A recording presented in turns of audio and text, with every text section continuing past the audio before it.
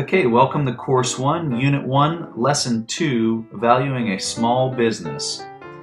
Okay, in this course we are going to learn 4 objectives. First, we're going to describe a small business model. Next, we're going to look at how money flows through a small business.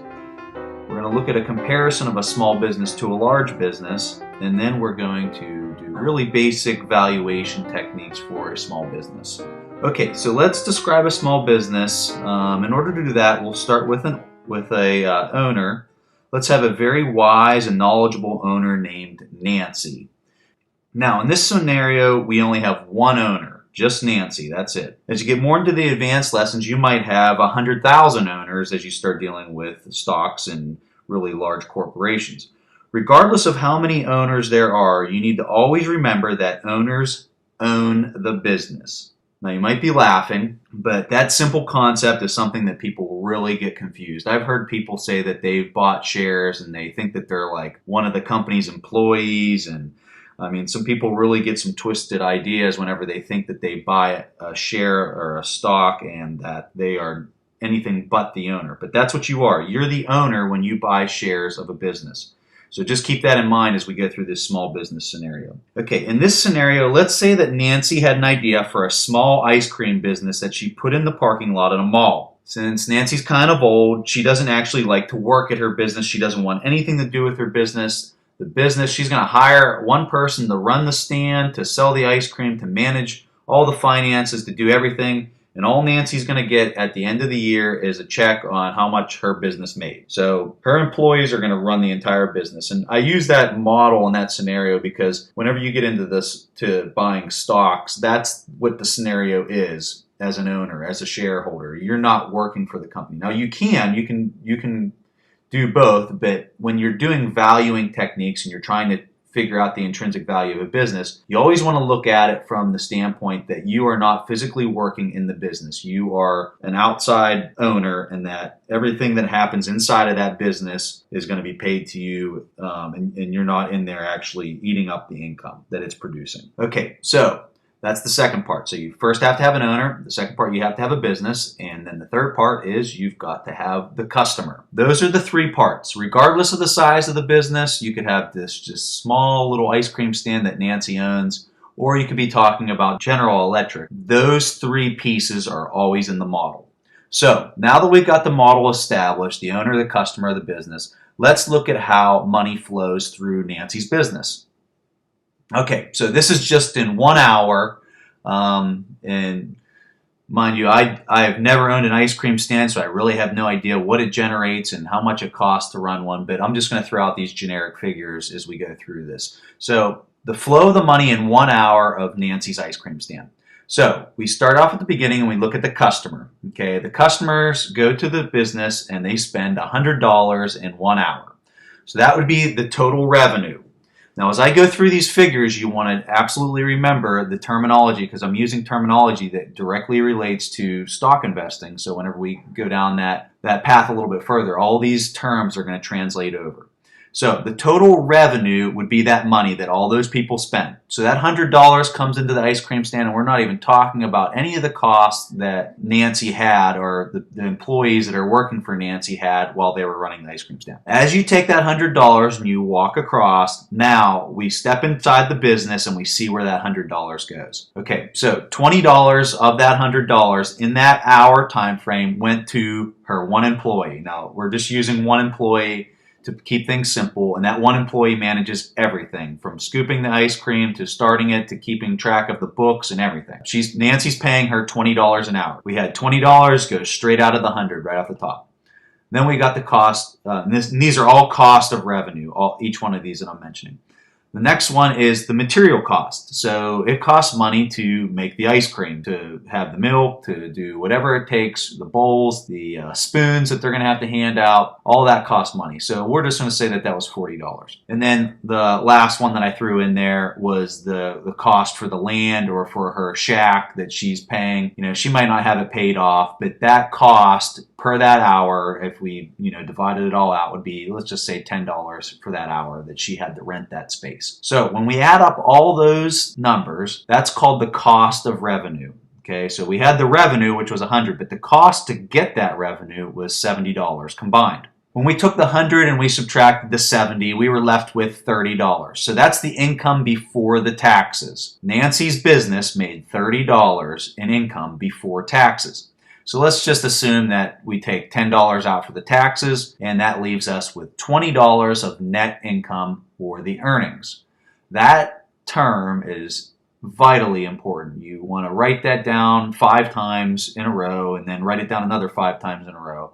You never want to forget that term, net income. And whenever you get into investing in shares and in stock, that net income, when you divide it down into a one share, is called the earnings. So that's why I have both of those terms up there. Your net income and your earnings are pretty much the exact same thing. The only difference is when you talk earnings, you're talking for one share. So when a person says earnings, you need to listen, because that is a very, very important term. When a person says net income, you need to listen, because that's pretty much the most important term you can understand, because that's the end result. That's the money that has gone through the process and that is left over on the tray sitting right there for you as an owner.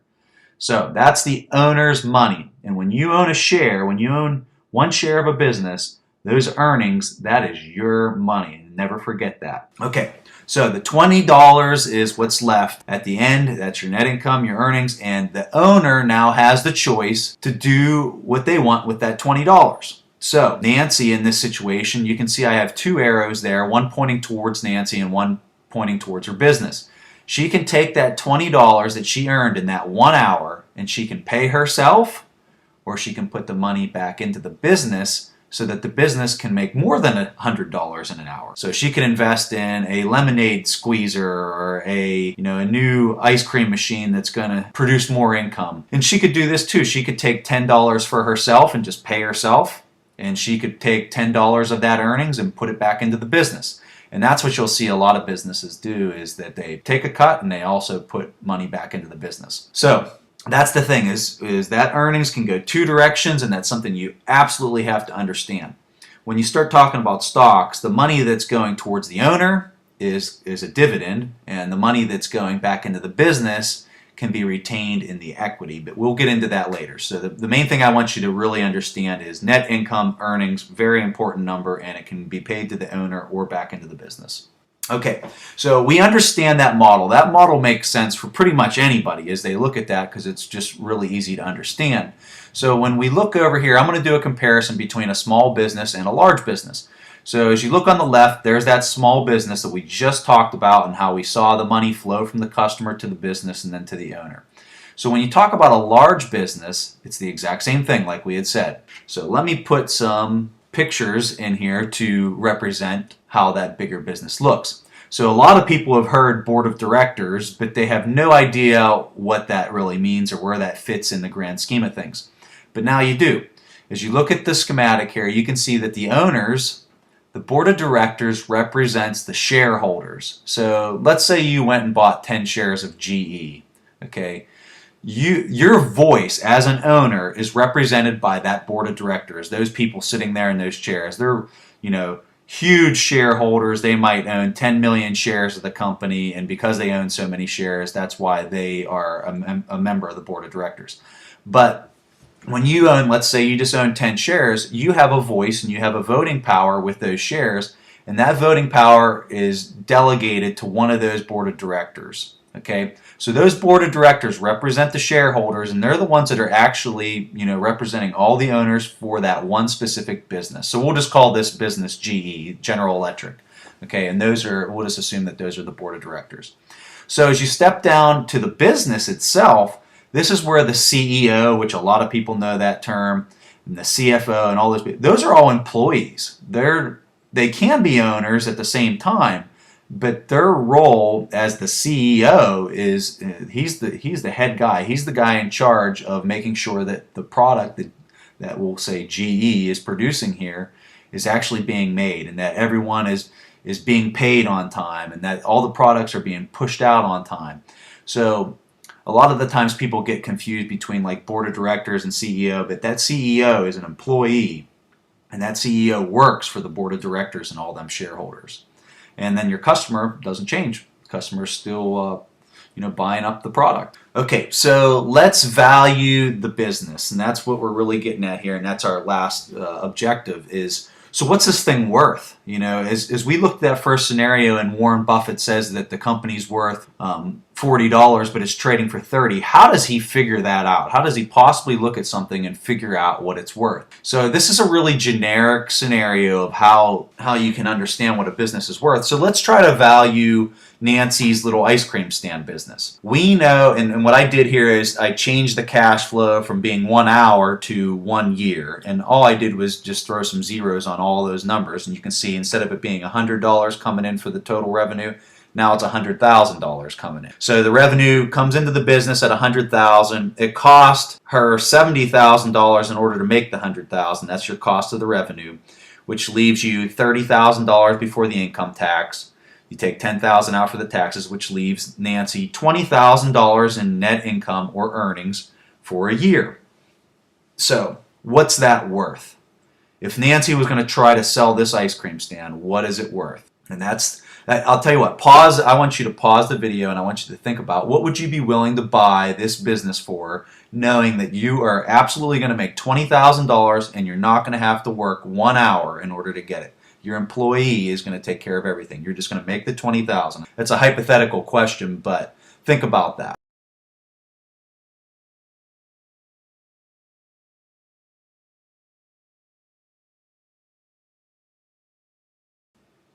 Okay, now that you've thought about that question and you paused the screen and you thought about it, let's look at some different values here. We know that the net income or the earning is $20,000. Nancy doesn't have to do anything. She's just going to get paid that $20,000 after 1 year. So what would she be willing to pay in order to earn that $20,000 after 1 year? So let's just say $400,000 is what somebody's going to buy this business for.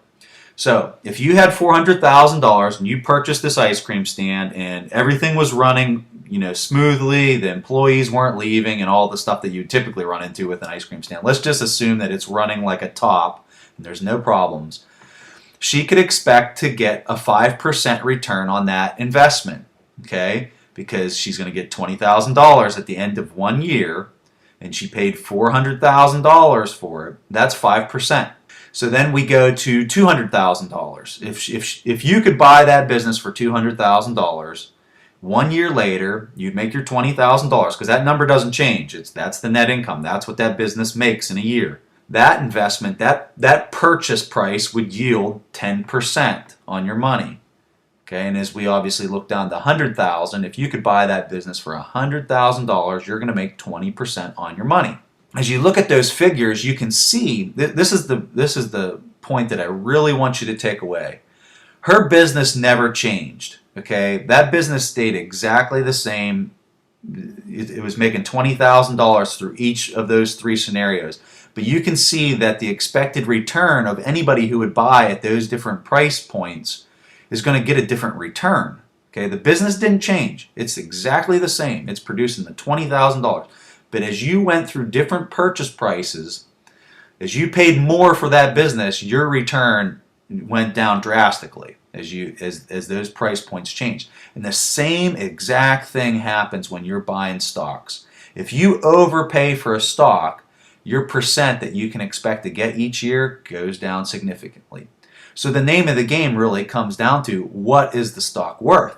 And that's why Warren Buffett takes so much time and does so much detail as he's figuring out what these companies are worth.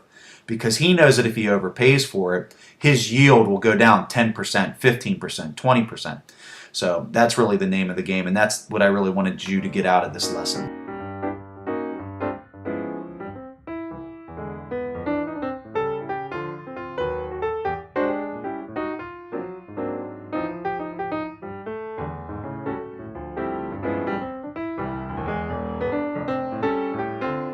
So to summarize, we had 4 objectives. The first was to describe a small business model. The next was how money flows through a small business, a comparison of a small business and a large business, and how do you value, generically, how do you value a small business. So that concludes lesson 2, and I look forward to seeing you guys in lesson 3.